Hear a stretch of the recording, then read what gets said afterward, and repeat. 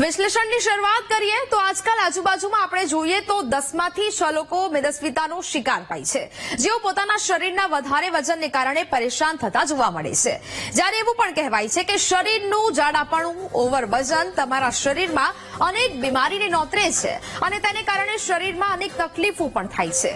એક જમાનામાં એવું કહેવાતું હતું કે થોડું ભારેખમ શરીર હોય, મીડિયમ સાઇઝની ગોળાકાર ફાંદ નીકળેલી હોય તો વ્યક્તિ ખાધે પીધે સુખી છે, જીવનમાં ઠરીઠામ છે। પરંતુ હવે વ્યાખ્યાઓ બદલાઈ ગઈ છે। લોકોને ભારેખમ શરીરના મસમોટા ગેરફાયદા દેખાવા માંડ્યા છે અને હવે મેદસ્વીતા, સ્થૂળતા, ઓબેસિટી, જાડાપણું, ગોળ મટોળ કાયા અને ચરબીના થર, કોઈ પણ નામ આપો પણ આ તકલીફ લોકોમાં ખૂબ વધી રહી છે। એમાં સ્ત્રીઓમાં દર ખૂબ વધુ છે। પુરુષોની સરખામણીમાં સ્ત્રીઓમાં મેદસ્વીતાનું પ્રમાણ વધારે જોવા મળે છે। હવે સૌથી પહેલા ગ્રાફિક્સના માધ્યમથી સમજીએ કે આપણને એ સવાલ ચોક્કસથી થાય કે હું મેદસ્વી છું એ ખબર કેમ પડે। જોઈએ મેડિકલ સાયન્સ શું કહે છે તેના વિશે જાણીએ। BMI એટલે કે બોડી માસ ઇન્ડેક્સ નક્કી કરશે કે ઓબેસિટી છે, હાઇટ મુજબ તમારું વજન ઓછું છે કે વધુ એ માપતું મીટર એટલે કે BMI અને તેના દ્વારા નક્કી કરવામાં આવે છે અને આ મેડિકલ સાયન્સ કહે છે। હવે વાત કરીએ મેડિકલ સાયન્સ શું કહે છે, કારણ કે આ BMI અને તેની કેટેગરી છે તે દર્શાવવામાં આવી છે। BMI એટલે કે તમારી હાઇટ મુજબ તમારું વજન ઓછું છે કે વધુ એ માપતું મીટર અને તમારી હાઇટ અને વજન યુઝ કરીને BMI ની ફોર્મ્યુલા લગાવવામાં આવે છે। જો તમારો BMI 25 કરતા ઓછો છે તો તમે ફિટ છો અને જો 25 થી 30 ની વચ્ચે છે તો પછી સિગ્નલ આપી દેવામાં આવે છે કે કંટ્રોલ કરવા માંડજો હવે। પણ જો 30 થી ઉપર ગયું તો લોચો પડ્યો સમજો, કેમ કે હવે વહેલી તકે વજન ઘટાડવા માંડો અને જો ન ઉતરે તો ડોક્ટર પાસે જાઓ, ડોક્ટરની સલાહ લો, નહીં તો મેદસ્વીતા તમારા શરીરમાં રોગોનું ઘર બનાવશે। એટલે કે આ દર્શાવે છે, આ ચાર્ટ દર્શાવે છે કે 18 થી નીચે અંડરવેટ, 19 થી 25 વર્ષ, 19 થી 25 નો જો BMI છે તો તમે ફિટ છો, 25 થી 30 વચ્ચેનો BMI છે તો તમે ઓવરવેટ છો, એટલે પછી સાવચેતી કરવાની જરૂર છે। 30 થી 35 વચ્ચે તમારો BMI આવે છે તો તમે ઓબેસિટી ધરાવો છો તેવું કહી શકાય અને જો 35 થી વધુ છે તમારો BMI તો મોર્બિડ ઓબેસિટી તમારામાં જોવા મળે છે તેવું કહી શકાય। હવે ચોંકાવનારી વાત તો એ છે કે ઓબેસિટીનું આ પ્રમાણ વધતું જઈ રહ્યું છે અને સ્થૂળતાના રોગચાળામાં ગુજરાત દેશમાં 13મા ક્રમે સ્થાન ધરાવે છે। એટલે ગુજરાતમાં ખૂબ ચિંતાજનક બાબત છે। આમ પણ ગુજરાતના લોકો ખાવાની બાબતોને લઈને શોખીન માનવામાં આવે છે, પણ ઘણી વખત તે ખતરો ઉભો કરે છે। જો કે સ્થૂળતાના રોગચાળામાં પંજાબ પ્રથમ ક્રમાંકે આવે છે, ત્યારે જોઈએ ગુજરાતમાં કેટલું છે ઓબેસિટીનું પ્રમાણ। ગ્રાફિક્સના માધ્યમથી સમજીએ ગુજરાતમાં કેટલી વધી છે ઓબેસિટી। ગુજરાતમાં હાલ જો વાત કરવામાં આવે તો વર્ષ 1992 થી 93માં પુરુષોમાં 7 થી 8% સ્થૂળતા જોવા મળી અને સ્ત્રીઓમાં 5% સ્થૂળતા જોવા મળતી હતી। 1998 થી 99માં પુરુષોમાં 10 થી 11% સ્થૂળતા જોવા મળી તો સ્ત્રીઓમાં 7% સ્થૂળતાનું પ્રમાણ જોવા મળ્યું હતું। 2005 થી 6માં 14 થી 15% પુરુષોમાં સ્થૂળતાનું પ્રમાણ અને સ્ત્રીઓમાં 10% સ્થૂળતાનું પ્રમાણ જોવા મળ્યું। એટલે કે થોડું વધતું ગયું સ્ત્રીઓમાં સ્થૂળતાનો આ દર। 2015 અને 16 ની વાત કરીએ તો પુરુષોમાં સ્થૂળતાનું પ્રમાણ 24% અને સ્ત્રીઓમાં સ્થૂળતાનું પ્રમાણ 20% જેટલું જોવા મળ્યું। વાત કરીએ 2019 થી 21 વચ્ચેનો આ દર, પુરુષોમાં 23% સ્થૂળતા અને સ્ત્રીઓમાં 20% સ્થૂળતા છે તે જોવા મળી રહી છે। એટલે ધીરે ધીરે આ પ્રમાણ છે તે સતત વધી રહ્યું છે। ગુજરાતમાં 44% સ્ત્રીઓ અને 41% પુરુષોમાં વેસ્ટ ટુ હિપ રેશિયો એટલે કે WHR ઊંચો છે, યાની કે ફાંદ છે અને આ ફાંદ કેમ સહેલાઈથી વધી જાય છે અને પછી તેને ઉતારવી અઘરી બની જાય છે। જોકે મોટાભાગે એવું પણ કહેવામાં આવે છે કે સુરતીઓ અને અમદાવાદીઓ વિવિધ વસ્તુઓ ખાવા પીવા માટેના શોખીન છે અને તેને લઈને એક આંકડા પ્રમાણે ગુજરાતમાં સુરતી અમદાવાદીઓમાં સૌથી વધુ સ્થૂળતાનું પ્રમાણ જોવા મળે છે। સુરતી અમદાવાદીઓ સૌથી વધુ સ્થૂળતા ધરાવે છે। ગ્રાફિક્સના માધ્યમથી સમજીએ કે આંકડો અત્યારે શું કહી રહ્યો છે। જિલ્લાની વાત કરીએ, સુરતમાં સ્ત્રીઓમાં 29.1% સ્થૂળતાનો દર જોવા મળ્યો અને પુરુષોમાં 26.4% સ્થૂળતાનો દર જોવા મળ્યો। અમદાવાદની વાત કરીએ તો સ્ત્રીઓમાં 28.2% સ્થૂળતાનું પ્રમાણ, પુરુષોમાં 25.8% સ્થૂળતાનું પ્રમાણ જોવા મળ્યું। વડોદરામાં 27.8% સ્ત્રીઓમાં સ્થૂળતાનો દર છે તો પુરુષોમાં 25.1% સ્થૂળતાનો દર છે તે અહીંયા જોવા મળી રહ્યો છે। ખૂબ જ ચિંતાજનક વાત કહી શકાય। ગાંધીનગરની વાત કરીએ, સ્ત્રીઓમાં 27.8% 23.1 અને પુરુષોમાં 24.6% સ્થૂળતાનું દર છે. રાજકોટમાં 26.5% અને પુરુષોમાં 23.9% સ્થૂળતાનું પ્રમાણ જોવા મળ્યું. મહેસાણામાં 24.8 અને પુરુષોમાં વાત કરવામાં આવે સ્થૂળતાનું પ્રમાણ તો 22.3% પુરુષોમાં આ પ્રમાણ જોવા મળ્યું. એટલે કે આ ખૂબ જ ગંભીર વિષય છે. જો તમારું વધતું શરીર એ તમને અનેક રોગોને આમંત્રણ પણ આપી શકે છે. હવે વાત કરીએ દાહોદ ખાતેની. દાહોદ જિલ્લો કે જ્યાં સ્ત્રીઓમાં 15.3% અને પુરુષોમાં 13.9% સ્થૂળતાનું પ્રમાણ. ડાંગમાં 14.1 સ્ત્રીઓમાં અને પુરુષોમાં 12.7% સ્થૂળતાનું પ્રમાણ જોવા મળે છે. હવે ગ્રાફિક્સના માધ્યમથી સમજીએ ઓબેસિટી તમામ રોગોનું મૂળ છે. એટલે કે આપણે વાત કરીએ શરીરમાં વજન વધારો થાય એટલે એક બાદ એક રોગને પણ આમંત્રણ આપે છે. તે બ્લડ પ્રેશર થઈ શકે, ડાયાબિટીસ થઈ શકે, કોલેસ્ટ્રોલનો ખતરો છે તે વધી શકે છે. એટલે કે ખૂબ જ ગંભીર બાબતો અહીંયા સમાવેલી છે. જો તમારો પણ વજન વધતું હોય તો તેને કંટ્રોલ કરવો ખૂબ જરૂરી છે. ઢીંચણ અને કમરનો દુખાવો, ચાલતા ચાલતા શ્વાસ ચડે, ડિપ્રેશન, હતાશા આવ્યા તમામ કારણો છે તે ઉદ્ભવી શકે છે. અને ઓબેસિટી જો લાગુ પડે ને ત્યારબાદ આ રોગોનું મૂળ છે તે બને છે.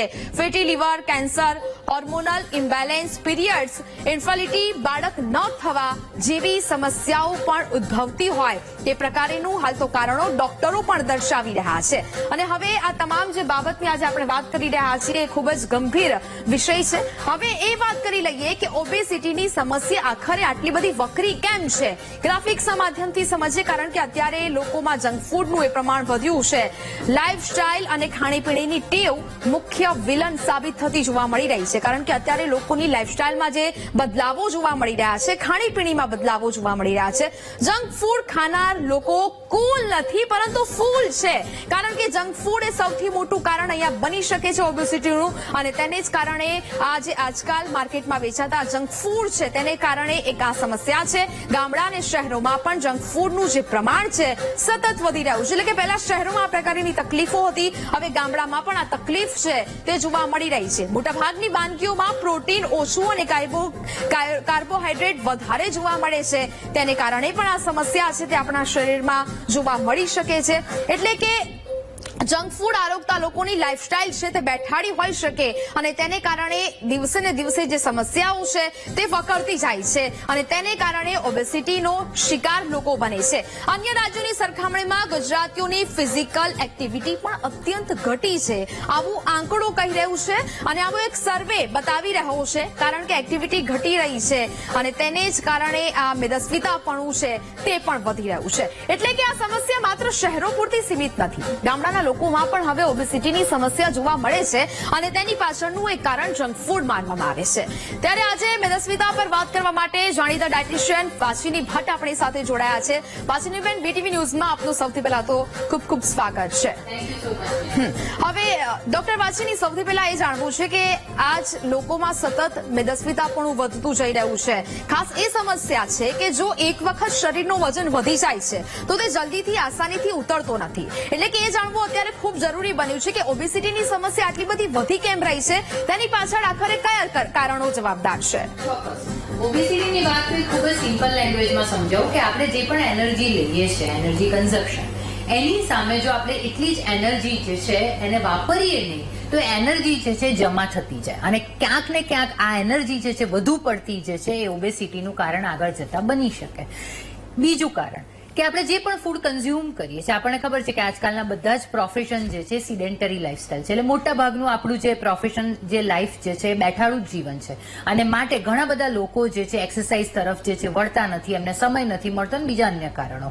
આના કારણે એનર્જી જે વપરાવી જોઈએ, તમે જે ફૂડ કન્ઝ્યુમ કરો છો, તમે જે એનર્જી લો છો એની સામે એનો જે વપરાશ થવો જોઈએ એ થતો નથી અને માટે મોટાભાગના લોકો જે છે ઓબેસિટી તરફ વળી રહ્યા છે. અને ત્રીજું મુખ્ય કારણ જે છે કે તમે કયો ખોરાક લો છો એની ઉપર પણ ડિપેન્ડ છે. બધાને ખબર છે, ગૂગલ પર લખેલું છે અને બધી જ જગ્યાએ ખબર છે કે આપણે જંક ફૂડ ન લેવું, પણ છતાં પણ આપણે જંક ફૂડનું સેવન જે છે જેટલું વધારે કરીએ છીએ એટલી આપણી અંદર જે છે ઓબેસિટીની માત્રા જે છે વધતી જતી જોવા મળે છે. અને ડરાવનારી ચોંકાવનારી બાબત તો એ છે કે બાળકોની અંદર તમે જોજો, આજકાલ એડલ્ટ જે છે થોડા ઘણા અવેર થયા છે, પણ બાળકો કે જેમને એડવર્ટાઇઝમેન્ટ જોઈને બહારનું ફૂડ જે છે ખાવા માટે એ લોકો આકર્ષાય છે અને એટલા માટે ચાઇલ્ડહુડ ઓબેસિટી જે છે એના કેસીસ વધી રહ્યા છે અને તે વધુ ચિંતાજનક છે. અને માટે જે પણ અસાધ્ય રોગો છે, લાઇફસ્ટાઇલ ડિસઓર્ડર જે છે એ વહેલી ઉંમરે જોવા મળે છે.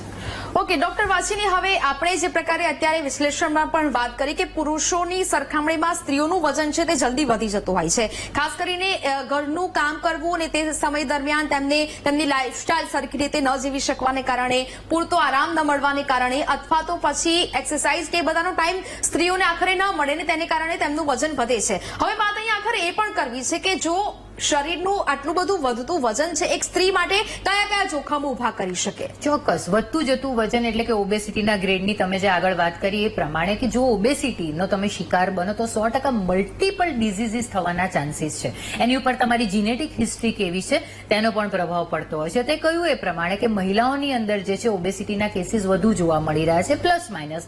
કારણ પણ એ જ છે કે જ્યારે પણ મારી પાસે પેશન્ટ આવે છે, ફિમેલ પેશન્ટ કે જેમને ઓબેસિટી તરફ એ જઈ રહ્યા છે, અને ત્યારે હું પૂછું કે તમે દિવસની 45 મિનિટ એક્સરસાઇઝ અઠવાડિયામાં 5 દિવસ કરો છો, ત્યારે એમને કોમન જ જવાબ હોય છે કે ઘરની જવાબદારીઓ છે, કે બહારનું કામકાજ છે, અથવા તો કિડ્સ પાછળ એમનો સમય જે છે મોટાભાગે જતો રહે છે, અને માટે એક્સરસાઇઝ માટે જે છે એમને ટાઈમ નથી મળતો.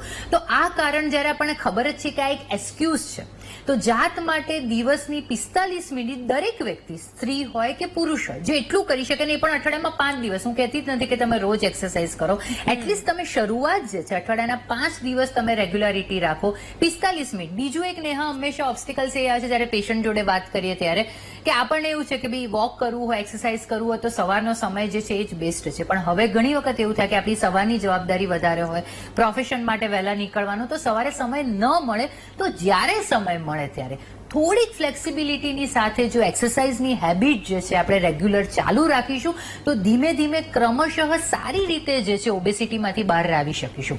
ઓબેસિટીને તમારે રિડ્યુસ કરે તમારે બંને પાસા ઉપર કામ કરવું પડશે. એક તો તમે કયું ફૂડ લો છો તેની પર તમારે કોન્શિયસનેસ રાખવી પડશે, અને બીજું કે તમે એક્સરસાઇઝ કરો છો કે નહીં. એટલે એક્સક્યુઝીસ વિના જો આપણે બંને પાસાનું સંતુલન જાળવી રાખીએ તો ક્યાંક ને ક્યાંક 100% અસાધ્ય રોગોમાંથી જે છે આપણે આપણી જાતને બચાવીશું. ઓકે ડોક્ટર વાસીની, હવે સવાલ તો લોકોના મનમાં આખરે પણ થઈ રહ્યો છે કે ચલો હવે વજન વધી ગયું છે, ફાંદ બહાર આવી ગઈ છે, હવે આ વજનને આખરે કેવી રીતે કંટ્રોલ કરી શકાય? કારણ કે ઘણા લોકો એવું પણ હોય છે, માત્ર હવે શહેરોની વાત નથી રહી, ગામડામાં પણ આ પ્રકારે જંક ફૂડની જે આપણે વાત કરી રહ્યા છે એનું પ્રમાણ પણ ખૂબ વધી રહ્યું છે, અને જેને કારણે લોકો અનેક સમસ્યાઓનો શિકાર છે તે પણ બની રહ્યા છે, લોકોને સમસ્યાઓ પણ થઈ રહી છે. પરંતુ એક વખત આ વજન વધી ગયું છે, હવે કંટ્રોલ નથી થતું, તો હવે તેના માટે શું કરવું? ચોક્કસ, જ્યારે પણ વજન વધી જાય ને એટલે આપણે કેવું છે કે ડોક્ટરની સલાહ લેતા પહેલા મોટા ભાગની આપણી સોસાયટીમાં લોકો જોજો ગૂગલ ઉપર સર્ચ કરશે, અથવા બીજા જે વોટ્સએપ મેસેજીસ આવે છે કે આ રીતે વજન ઉતારો, આ રીતે ઉતારો, અને આના કારણે એવું થાય છે કે પ્રોપર ગાઈડન્સ જે છે તમને મળતું નથી. બીજી વસ્તુ એવી થાય છે કે તમે કોઈ પણ ડાયટિશિયન પાસે જાઓ અને તમને જે આખો એક ડેલી ચાર્ટ આપે છે, એ ચાર્ટ પણ તમે લાંબા સમય સુધી ફોલો કરી શકતા નથી. બિંગ અ ક્લિનિકલ ન્યુટ્રિશનિસ્ટ, મારે તમને એટલું જ કહેવું છે કે તમે 2 સરળ રસ્તા જો અપનાવશો કે તમે જે પણ કેલરી લો છો એના માટે તમે કોન્શિયસ થાઓ. હું એમ નથી કહેતી કે તમે ભૂખ્યા રહો, કારણ કે તમે કોઈ પણ એક ન્યુટ્રિયન્ટને તમે બંધ કરી દેશો, કાર્બોહાઈડ્રેટ અથવા ફેટ, તો લાંબા સમય સુધી તમે ડાયટ પ્લાન જે છે એને ચાલુ નહીં રાખી શકો. બધા જ ન્યુટ્રિયન્ટ લો, 3 મીલ લો, પણ એની જે ક્વોન્ટિટી જે છે એ તમે ઓછી કરો. કેલરીની જો વાત કરીએ, કારણ કે ઓબેસિટી અથવા તો સ્થૂળતાની વાત આવે ત્યારે હંમેશા કેલરી જે છે ફર્સ્ટ વર્ડ આપણા મગજમાં આવતો હોય છે. તમે હેલ્ધી ફૂડ લો તો પણ કેલરી મળે છે, તમે જંક ફૂડ લો તો પણ કેલરી મળે છે. હવે જંક ફૂડમાંથી જે કેલરી મળે છે એને એમ્પ્ટી કેલરી કહેવાય છે, અને એ કેલરી ફક્ત તમારું વજન વધારે છે અને તમારા જે ઇમ્પોર્ટન્ટ ઓર્ગન્સ જે છે એમની કાર્યક્ષમતા ઘટાડે છે. જ્યારે તમે હેલ્ધી ફૂડ લો છો, હોમ કુક ફૂડ લો છો, તો એમાંથી તમને જે કેલરી મળે છે હેલ્ધી કેલરી છે. એટલે મારું હંમેશા એવું માનવું છે કે એડવાન્સ નોલેજ તરફ આપણે જઈએ ને એના કરતા દરેક વ્યક્તિ આપણા બેઝિક્સ જે છે એને વળગી રહે. ઘણી વખત એવું થાય છે કે ના, મારે દાળ ભાત રોટલી શાક નથી ખાવા, એના બદલે હું સલાડ ખાઈશ, આ ખાઈશ, આ ખાઈશ. લાઈફ ટાઈમ એ વસ્તુઓને કન્ટિન્યુ રાખવી અઘરી છે.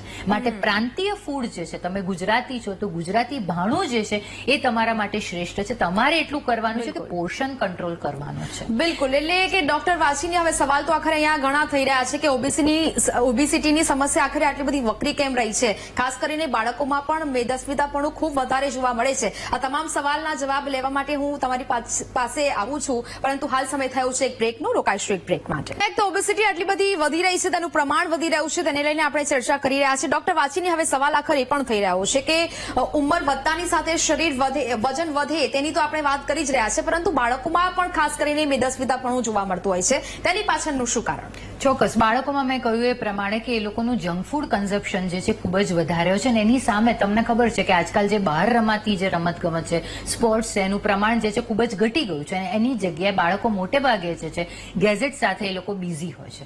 હવે બાળકોની અંદર જ્યારે મેદસ્વીપણું એમના પેરેન્ટ્સને લાગે કે મારું બાળક જે છે એનું વજન જે છે, એની ઉંમર, એની હાઇટ કરતાં વધારે છે, ત્યારે એક હેલ્ધી હેબિટ જે છે પહેલેથી જ એની અંદર કેળવવી જરૂરી છે કે બાળકને પણ તમે વોક માટે જે છે હેબિચ્યુએટેડ કરી શકો છો, એને પણ હેલ્ધી ફૂડની સમજણ આપશો. જેટલું બાળક નાનું છે ને ત્યારથી જ એને સાચી સમજણ મળશે તો આગળ જતા આ પ્રકારના ચાઇલ્ડહુડ ઓબેસિટીના કેસીસ જે છે આપણે ઘટાડી શકીશું. નહીં તો ચાઇલ્ડહુડ ઓબેસિટીને કારણે જુવેનાઇલ ડાયાબિટીસ એટલે કે બાળકોમાં થતો ડાયાબિટીસના કેસીસ જે છે એ દિન બદિન વધતા જશે. બિલકુલ. ડોક્ટર વાચીની, આપ અમારી સાથે જોડાયા, ખૂબ સરસ મજાની ઇન્ફોર્મેશન આપી, તે બદલ આપનો ખૂબ ખૂબ આભાર. એટલે કે હવે એવું કહી શકાય કે આ વધેલી ફાંદને કાબુમાં લાવવી ખૂબ જરૂરી છે, અને તેને કારણે શરીરમાં અનેક રોગો થઈ શકે છે. પાછાડું જીવન અને બદલાતી લાઇફસ્ટાઇલને ખૂબ જ ગંભીર સમસ્યા ઊભી કરી શકે. એટલે નિયમિત એક્સરસાઇઝ કરવી અને જંક ફૂડનો જેટલો બને એટલો ઓછો ઉપયોગ કરવો. આ સાથે બુલેટિનમાં હાલ બસ આટલું જ. રજા આપશો. નમસ્કાર.